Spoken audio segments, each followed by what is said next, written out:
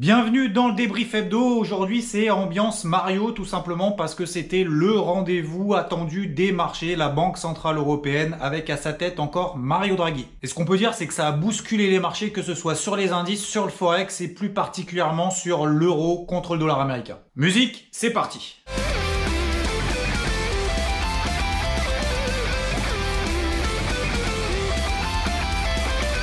Bon, il y avait une grosse attente vis-à-vis de la Banque Centrale Européenne, tout simplement parce que le marché espérait, ça c'est le premier effet qui se coule, un assouplissement assez fort de la politique monétaire de la Banque Centrale Européenne. Donc baisse des taux, mais pas les taux directeurs parce qu'ils sont déjà à zéro. Après tu as d'autres taux sur lesquels la Banque Centrale Européenne peut encore agir. Et surtout l'annonce d'éventuellement lancer un quantitative easing, autrement dit de refaire tourner la planche à billets. Conséquence de ces anticipations, on a eu l'euro-dollar qui a commencé à baisser, de manière assez violente, qui est revenu sur ses plus bas annuels. Et deuxième effet, bien évidemment, sur les actifs risqués, autrement dit les actions et les indices, qu'ils soient artificiels ou pas. Et ils se sont retrouvés quasiment tous au moins sur leur plus haut annuel concernant le CAC 40 et d'autre part sur les marchés américains sur leur plus haut historique. Disons, même si la Banque Centrale Européenne n'a absolument aucun rapport avec ce qui se passe sur les marchés américains, même si on peut pas parler de corrélation des indices entre eux, bah forcément, si ça soutient les marchés européens, les marchés américains vont suivre le mouvement. Et d'ailleurs, rappelle-toi bien, 31 juillet, discours de la Réserve fédérale américaine à propos de ses taux directeurs. Sauf que, deuxième effet qui se coule...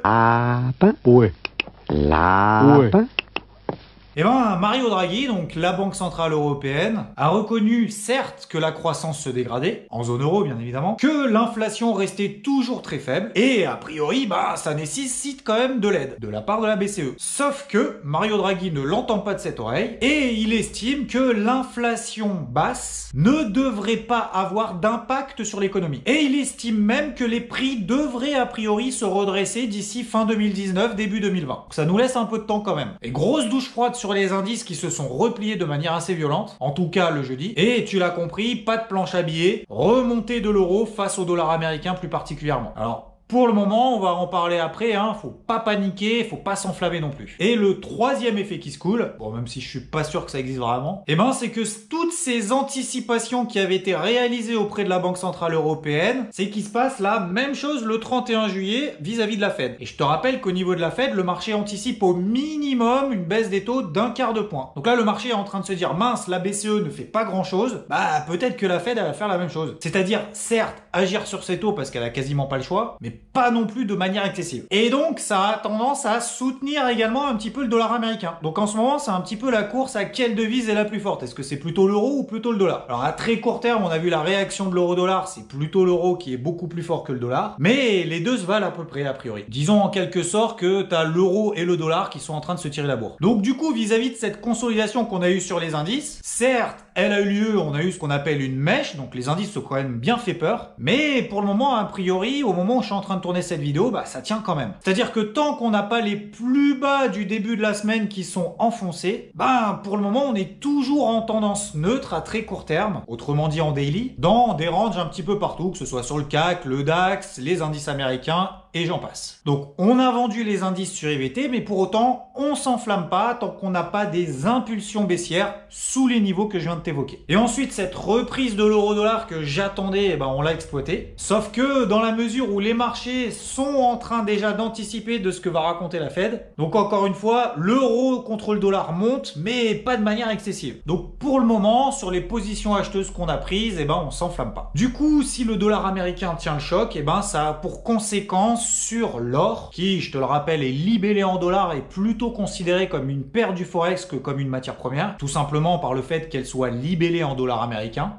Malgré que les indices se replient, on aurait pu penser que l'or remonte telle une valeur refuge, sauf que vu que le dollar monte aussi, l'or finalement latéralise. Donc pas grand chose de nouveau là-dessus. Donc je vais te donner deux conseils comment essayer d'exploiter au mieux ce type de semaine si tu traites déjà sur les marchés ou si tu as l'intention de le faire lorsqu'on a autant d'attentes vis-à-vis d'une banque centrale et que le marché est quand même relativement tendu. Déjà, la première chose, c'est surtout se faire des plans en amont. Alors ça, faut le faire de manière générale, toujours, c'est le quotidien, mais surtout dans ces moments-là parce que ça va t'éviter de surréagir. Parce que ce type d'événement sur les marchés, ça peut donner lieu à ce qu'on a eu dans la séance de jeudi, des grosses surréactions. Et si t'arrives un petit peu tard, que tu mets de temps à décider et que tu réagis à chaud sans vraiment comprendre ce que tu fais, eh ben tu risques d'acheter en haut et de vendre en bas. Donc même quand tu as ce type d'événement, fixe-toi tes zones d'intervention, tes signaux selon ta méthode, que tu utilises d'ailleurs des indicateurs ou pas, peu importe. Et si tu as cette convergence d'éléments favorables à ta prise de position, eh ben vas-y, mais t'enflamme pas pour autant. Respecte ton plan, sois humble et suis-le. Et le deuxième conseil, comme on vient de le voir ici, c'est attention aux idées acquises et aux évidences. Et je vais te rappeler simplement un exemple, c'est ce qui s'était passé au niveau du référendum sur le Brexit. Personne s'y attendait, et lorsque le oui l'a emporté, la livre sterling notamment s'est vraiment effondrée. Sur ce, on se retrouve la semaine prochaine, fais attention à la Fed le 31 juillet, et je te souhaite une bonne semaine de trading, ciao.